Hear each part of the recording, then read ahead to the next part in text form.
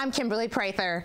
After a huge victory on the road, the ACU Wildcats are coming home as the #1 team in the nation. And I'm Grant Boone. West Texas A&M is coming to town too, trying to spoil homecoming weekend on the Hill. We'll preview that game and give you 93 reasons why the last time these two teams met was one for the ages. The Chris Thomsen Show is now.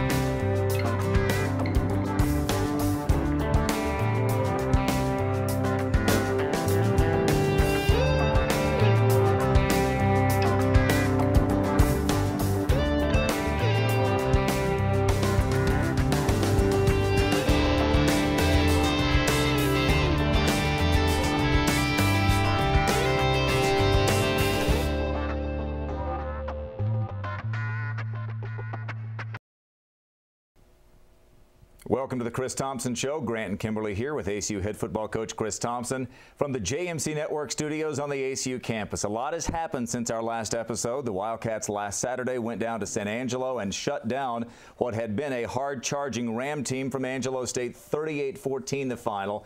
Earlier this week, both of the Division II top 25 polls made ACU the new #1 team in the nation. And then Thursday, just to top it off, homecoming began here on the ACU campus. Coach, rank those three events in the order of importance they are to you.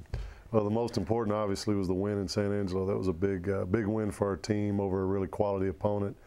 Felt like the team really came together in all three phases, and really an encouraging effort by our guys. The other two, homecoming is going to be a lot of fun. The significance of being #1 is probably the last on that list. Really holds no significance in the final outcome of the season. In the Angelo game, the Wildcats really seemed to dominate both offensively and defensively. To me, it seemed like they were battling for more than just an undefeated season, but for their pride and establishment as the 2009 Wildcats, separate from the 2008 record-setting Wildcats. Do you believe that the team is finally coming together as a whole? Yeah, I think we've been a work in progress the whole year and coming together gradually, but I think that performance really solidified some things that as a team we can do some things. The offense really stepped up and gave a more complete performance, not just the run game, but the pass game was consistent as well. And I think Mitchell did a good job, but our offensive line played a big role in that. And of course, the defense was really good as they've been all year, but I think they took it to another level. They played extremely hard, and the kicking game was good. The Angelo State had a great returner, and we shut him down in a lot of ways. So it was really a well-rounded performance. A lot to get to on this episode of the Chris Thomsen Show. We'll begin next with highlights from ACU's 38-14 victory over Angelo State. You're watching the Chris Thomsen Show. Welcome back to the Chris Thomsen Show, Coach. Before we look at the highlights of last week's big victory over Angelo State, maybe just a word about the whole feel of the evening. Big rivalry, lots of fans, maybe even the weather, perfect kind of football weather. It felt big to me right before the game. How about you? Yeah, I think it really did. I think it gave our players a lift. It was a really big challenge for our team to come out against a team like Angelo State, and the atmosphere contributed just to the overall excitement. And it's easy to get your team motivated for a game like that. Our guys really stepped up, and I thought they did a great job. All right, 38-14 was the score. Let's look at the highlights from San Angelo Stadium. ACU, after getting the opening kickoff, goes from their own 20-yard line, thanks in part to this terrific pass and catch by Justin Andrews, a fullback making a catch like that, Coach. Yeah, Justin has great ball skills, and you know, Coach Collins saw something in the middle of the defense and got him right down the middle. Good throw by Mitchell, but a great play by Justin to get us going. And see here, Mitchell Gale from the shotgun, a little shovel pass, which you haven't used much at all this year, but it really worked effectively in this game. Yeah, the shovel pass just designed to get the linebackers to lift a little bit, thinking it's a pass, but really just flipping the run, and Darryl did a nice job. Offensive line did a nice job. And used effectively all night long, and almost like a glorified run, and that time Darryl taking it 15 yards down to the 1-yard line of Angelo State. And this would be a familiar sight, Darryl Richardson going into the end zone at San Angelo Stadium, the first of 4 touchdowns for Darryl. Yeah, we got in our big jumbo set, no receivers in the game, got behind big Travis Turner, who was playing on an injured leg, you know, and then and actually ran left there behind Tony Washington, and you see Emery pushing the pile there. And we've done well down in the red zone area. It's hard to score down there, but getting behind those big guys, we got a chance. 9 plays, 80 yards, and ACU on the board early. in the first 4 minutes of the game, 7-0. Next play, we're going to see Reggie Brown missed last week or 2 weeks ago against East Central, but an 11-yard scamper here on a draw play. Yeah, Reggie ran hard all night, and he took their secondary was very physical. When you were down on the field, you could hear some of the shots, and Reggie just never went down after first contact. He kept getting extra yards. You can see it right there. Did a great job. That was part of a 12-play drive that led to a field goal, 10-0 ACU. Josh Nicewander goes down here in the arms of Fred Thomsen, whose efforts Saturday night earned him Lone Star Conference South Division Defensive Player of the Game. Yeah, we knew we had to slow Josh down. What a great quarterback he is, and has been, threw for 400 yards the week before. And you see Fred getting early pressure, and that's a way to set the tone against a great quarterback. He'd only been sacked 5 times all year, and ACU got to him a bunch. Last Saturday night, they also picked off a couple of passes, including this one by Reggie Mathis. Great to even defend that pass, but to reach up and catch it, another thing. Yeah, he had the tight end man-to-man down the seam and really got his head around just in time and just instinctively reacted and made a great play. Mitchell Gale, after ACU took over possession already, leading 10-0, found Dennis Campbell on a 3rd and 13. Third down conversions have been better the last couple of games, Coach. This one to Dennis. That's really been the difference, and that's what's given us such a spark on offense and helped us in the time of possession, is just keeping the football and moving the chains. And Dennis made a couple of really big catches that pulled us out of bad situations after we'd had penalties. And Mitchell buying himself some time there, stepping up at the pocket, and it led to the second of 4 TDs from Delroy Richardson, who is now #1 in the Lone Star Conference in scoring with 12 touchdowns this year. Yeah, he's really developed a knack just for finding that end zone and getting it in there. And great running backs, they have a knack for running the football, but they really get good when they get near the goal line and get near pay dirt and score. Runs in the family. Older brother Bernard having a great rookie season with the Cincinnati Bengals. So at that point, 17-0 ACU leading it, and ACU creates a turnover, the second one of the half. Kevin Washington, a transfer from Notre Dame, falls on this botched snap by Josh Nicewander and his center, Zach Bradley. And Kevin Washington has really made an impact, Coach, especially the last few games, I think. Yeah, he really has. He's stepped up. He's playing real physical. He's a big guy in the middle there, and he's providing some leadership for our team. Our defense already had some strong leadership, but Kevin has really provided a good punch there. And has done a great job. An otherwise terrific night by the redshirt freshman Mitchell Gale, really maybe marred only by this play, maybe trying to force one in there too much, Coach? Yeah, we really wanted to get points here. I think we were up 17-0 at this point, and got the turnover that Kevin recovered the fumble. We really needed to come away with at least a field goal there. And Mitchell just, as Coach Collins would say, got a little greedy and tried to put one in there. And he's learning on the run about that, and hopefully we can eliminate all those. All right, going to halftime, it is 17-0 ACU. A little trickeration here, end around C.J. Akins, making ACU pay here 20 yards. Their best run of the night to that point. Yeah, we're a very aggressive defense and fast and over pursued a little bit there, and they got us on the reverse. Good play. And then Josh Nicewander, as we said earlier, sacked only 5 times all season. He went down to the turf a handful of times. This was Courtney Lane getting him here for a big loss. Yeah, Courtney really showed his speed and explosion on that play. You could really see it from the sideline. He really took off, and before the quarterback could even get set up, he was on him. Great play. One of the biggest plays of the night, 3rd down and 23 with your team ahead 17-0. Josh Nicewander shows why there's a lot to be excited about there in the Concho Valley, and this guy, his freshman receiver Pechakonis, is another reason. Yeah, those are 2 guys we're going to have to continue to deal with in the future. It's a great throw. We're in a cover 2 there, and we should have been a little bit more over the top with the safety, but hopefully that's something we can learn from. Most of the yardage that we gave up on defense was on about 3 or 4 big plays, and so we've got to get those areas shored up. Well, they get down to 1st and goal at the 5. You guys stop them on the first 3 plays. They line up for a field goal. It fooled me in the broadcast booth, and it fools our camera guy here. Zach McCormick, the holder, takes it around the right side for their first points of the night. Yeah, it was a great play, great execution, great call on their staff's part. Really gave them some momentum. They cut the lead to 10 and, got them right back in the game. All the momentum on Angelo's side at this point in front of a homecoming crowd. And then 3rd and 15, maybe the biggest play offensively of the night to Dennis Campbell. It really was. I thought Mitchell did a nice job. He had some heat right there. They blitzed him on 3rd and long, and he stood in there, showed some pocket presence, but just a fantastic catch by Dennis and a huge play, and we expect more from him as we go down the stretch.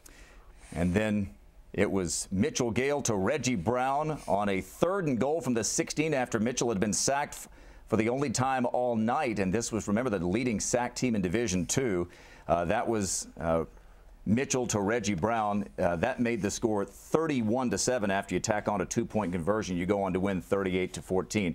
Coach, really just as we wrap up that game, I thought the final play from scrimmage from the game the other night was telling. Demaria Jordan and Josh Wise converging on that receiver Akins on another end around, stopping him at the 1-yard line for the final play of the game. Wouldn't have affected the outcome. It was going to be 38 to something. You were going to win big, and yet those guys just didn't want him to score. Yeah, the defense takes a lot of pride in that. We work 2-minute drill all the time in practice, and they take a great deal of pride in keeping people out of the end zone. I think they're conditioned to do that. Coach John's done a great job with them, and they showed the heart and effort on that play. Well, again, ACU's 38-14 victory was huge. Grand Valley State, having lost earlier in the day, set up ACU to take over the #1 ranking in the nation. When we come back, we'll talk more about ACU's first ever #1 ranking in the top 25 National Division II poll. You're watching The Chris Thomsen Show. Take a look at scores from around the Lone Star Conference last week. Notice Tarleton State's 31-28 victory over Midwestern, as thrilling a victory for the Texans as their fourth-quarter loss was to Kingsville the week before. Coach, that was a game that Midwestern really had in its hand, driving for a put-away score. They throw a pick on the goal line. Tarleton then drives, converting a couple of fourth downs, kicks a field goal, kicks off, and then Midwestern fumbles, and they kick a big field goal at the end to win it. Just shows you just anything can happen on any given night, and you got to play the whole game. It's that was a great victory for Tarleton, and their kickoff, their field goal kicker really came through in the game. Well, and Kingsville did ACU no favors. They scored 21 points in the fourth quarter to come back and beat Commerce by 1. Yeah, Commerce, you know, when we played them, we knew that was a team that would give people trouble all year, and they showed that against Kingsville. And Kingsville, to their credit, kept battling and found a way to win that game. Well, one of the biggest games in the nation happened on Saturday up in Michigan. Grand Valley State lost to Hillsdale. The Lakers had been #1 in the nation, and when ACU finished off Angelo State last Saturday night, that cleared the way for the Wildcats to move to #1 in the nation for the first time since the Wildcats joined Division II. Brandon Tripp now with more on ACU's new #1 ranking. Thanks, guys. ACU is #1 in Division II for the first time since joining in 1981. This also marks the first time that a Lone Star Conference team has been ranked #1 in the AFCA Coaches Poll. ACU got to the top slot by virtue of former #1 Grand Valley State's loss 27-24 at the hands of Hillsdale College. The Wildcats also beat Angelo State this past Saturday 38-14 in Angelo State's homecoming. Coaches and players are not making a big deal out of the ranking, saying that they have lots to accomplish before the end of the regular season, while also stating that it's nice to finally be recognized for all of their hard work. ACU received 23 of the 25 first-place votes in the AFCA poll, beating out North Alabama with 621 points to their 600. ACU will defend its ranking against West Texas A&M this weekend in homecoming. Back to you guys in the studio. Since becoming the coach in 2005, you've had a lot of firsts, including Bernard Scott winning the Harlan Hill Trophy last year. What does this first mean to you as a head coach? Well, it's nice to be ranked #1 and just get the recognition for your coach and staff and your players and the things that they've done. But really, the #1 ranking in Division II really doesn't mean much unless it's at the end of the year. You know, it's a bigger deal in Division I with the BCS, but in Division II, it's really not that significant. It really doesn't feel any different than being #2 last week because there's so much work left to be done.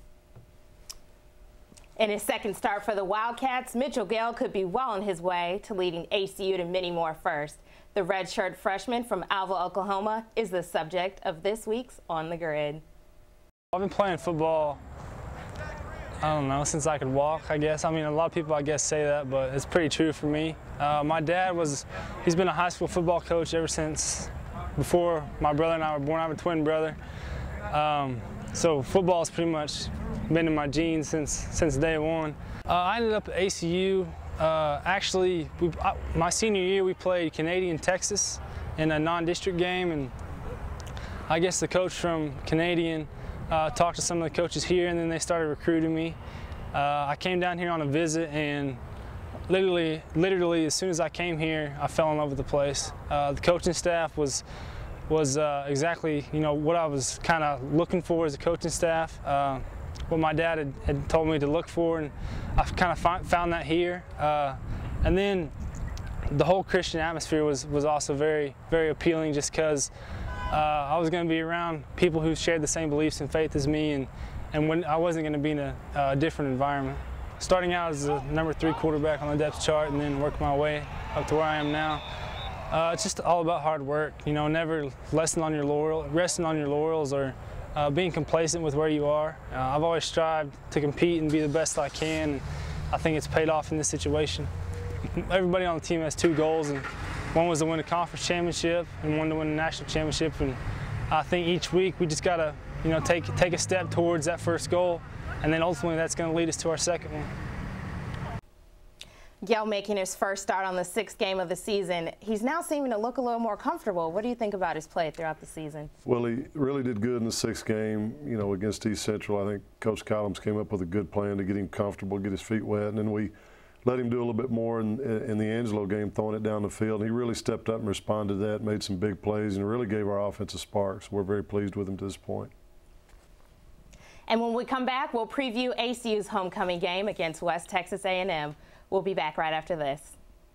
Welcome back to this homecoming edition of the Chris Thomsen Show. Last night at the Hunter Welcome Center on the ACU campus, 6 more were inducted into the Wildcat Sports Hall of Fame, including former ACU quarterback Jim Reese, who as a 3-year starter led the Wildcats to 23 victories, threw 37 touchdowns, and for nearly 6,000 yards. He joins his father Leon in the Wildcat Sports Hall of Fame. Congratulations to this year's 6 new inductees. Well, Abilene Christian versus West Texas A&M. It's become one of the best rivalries in all of Division II football. ACU and WT, Cats and Buffs. Both were unbeaten when they met last year in Canyon. ACU won that game going away 52-35. Bernard Scott more than 400 yards of total offense. So when they met again in the second round of the 2008 playoffs, the entire country tuned in expecting fireworks.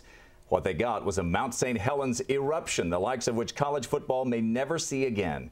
Producers Tanner Knaut and Scott Stewart brush away the ash to look back at a game that can't be described in words. 93-68. Coming, guns it out on the right side. He's got Edmund Jason. Here goes Edmund to the 50, 45. There goes the fastest receiver in the conference. No flag. Today, the ACU Wildcats will take on their LSC rivals, the West Texas A&M Buffaloes, in a rematch of last year's historic playoff game in which 56 records were broken, including 5 NCAA Division II records and 16 NCAA Division II playoff game records. Wayne McKnight still going. He's going to go all the way. Wayne McKnight to the house for a touchdown, 14-13. This offensive war resulted in a combined 161 points being scored, an NCAA record, with ACU ending up victorious 93-68 over the Buffaloes. A record 1,531 yards were gained by the two teams, ACU racking up 810 yards and West Texas A&M a total of 721 yards. A total of 22 touchdowns were scored, which was also an NCAA record. Steps up, throws it out to the left side, and it is caught by Martin. Martin gets away from Quentin Wilson. There's Martin to 20, to 10. He is going to go in for the end zone. Several individual single-game playoff records were also broken, including running back Bernard Scott setting 3 different marks with 5 rushing touchdowns, 7 total touchdowns, and 42 points scored. West Texas A&M quarterback Keith Noll also set 3 NCAA Division II playoff records with 595 yards passing, 7 touchdown passes, and a net yardage rushing and passing of 586 yards. Also setting 3 playoff records was West Texas A&M receiver Charlie Martin. Martin had a record 14 receptions, 5 touchdown receptions, and a total of 323 yards receiving. The battle was truly one of the most prolific offensive college football battles of all time. Reporting for the Chris Thomsen Show, I'm Scott Stewart. Side 2, the pass is going to be caught by Malone. Play action, Malone to Ryan Keeling, untouched. All kinds of records, NCAA records, Division II playoff records, obviously a lot of school and conference records set. Really kind of hard to get our minds back around that game because there were so many unusual circumstances, not the least of which is the fact that you had so many great players on the field. Yeah, I think the biggest key to that game was there's 5 guys that were out there on the offensive side for both teams that are in the NFL right now, and just phenomenal talent. The defenses that day were good defenses. They were just overwhelmed and outmatched by some superior really legendary Lone Star Conference football players. So it was that's what sticks out in my mind the most. Well, the number that I love the most, and I'm going to hear this, I know from ACU basketball coach Jason Copeland when he sees the tape today, but you guys outscore our men's basketball team, which went to double overtime and only scored 90 points. You guys got them by 3. So let's take a look at this year's West Texas team by the numbers. And, Coach, I guess the number that jumps out most at me more than any other is the fact that they have a number 5 in the loss column, 2-5 this year. This is a team that had only lost 3 regular season games in the previous 4 seasons. A lot has gone wrong for them this year, starting with just the fact who they had on their schedule. Yeah, their schedule was really, really tough. I mean, you open up with Grand Valley, you got Central Washington, who's 2 in the region right now, mixed into that. That's your non-conference schedule, and then you go into the LSC, which is brutal. I mean, they played Kingsville and Midwestern both early and took Kingsville to overtime, and Kingsville's a top 10 team. So the schedule was the toughest, but then they had key injuries. Keithon Fleming just played in his first game. He was the, as much inexperience as they had coming back on offense, they were really counting on him to be a guy that carried them. He hasn't been there, and then, now their defense has played really well. They're very talented. Offense has played well at times. They're kind of like us. They show flashes, and then they don't. But it's an uncharacteristic record for them, but I still think they have a great team. All right, so let's talk specifically about this game. I can't believe that Don Carthel, who's 44-7 his first 4 seasons, joined WT the same year that you joined ACU, has suddenly forgotten how to coach, and a team that won 3 of the previous 4 Lone Star Conference championships suddenly has no talent. So specifically, what kind of challenge do they pose to your team? Well, you start with their defense. I mean, the first game that we watched on tape was the Midwestern WT game, and their WT's defense was just so fast and so physical. I really think they're on a level with Northwest Missouri in terms of their defensive talent. So that's the biggest challenge that our offense will have, is just maintaining some drives against that defense. Their offense can be explosive. They've got a receiver, Burton, 6'4" and 220, and could play at a lot of Division I schools. He's very explosive. And they got a couple of other guys that are explosive. And then Keithon Fleming's coming back. He got a chance to get his feet back under him last week, had over 100 all-purpose yards, and he's always a dangerous threat and has been for 3 years. So there's a lot of challenges within that team, and again, you look at the game against Kingsville, they go to overtime with Kingsville. They're a great football team. You definitely can't underestimate WT, but being ranked number 1, how did you prepare this week and stay level-headed for today's game? Really no different. I mean, we really just looked at it. I mean, it was no different than being number 2 last week, and you just got to go back and do the things that you always do, whether you're number 1 or whether you're at the bottom of your league or whatever it is. You have to go back and prepare each week and just go back to the basics. And we have a lot of older players like Tony Hart, and Travis Turner, some of those guys that understand preparation, understand you just have to go out and play no matter what the circumstance. I think they did a good job with that. I've got to believe, Coach, that because WT won't be going to the playoffs this year, already 2-5, they're really going to look at this as a playoff game. Is that fair to think? I think so. With the history of the rivalry and the things that have transpired over the last 4 or 5 years, this is the 7th time we played them in 5 years, and just so many great moments in those games. And there's a lot of players that are coming back from both teams that remember all the games that have been played. I was talking to Reggie Mathis yesterday. I mean, he's a 5th-year senior. He's seen all those, and just a lot of great moments, a lot of great performances, and I think both teams will get up and get excited to play this game. Should be a great game and a great homecoming crowd out at Shotwell Stadium. 2 o'clock kickoff, 1:45. We'll have the pregame show on Classic Country 1470 here in Abilene and the Big Country. Thanks for watching today. For Kimberly and for ACU head coach Chris Thomsen, I'm Grant Boone. A reminder, you can catch the Chris Thomsen Show and even get expanded coverage at acuoptimist.com. Thanks for watching. Enjoy homecoming, and we'll see you next week.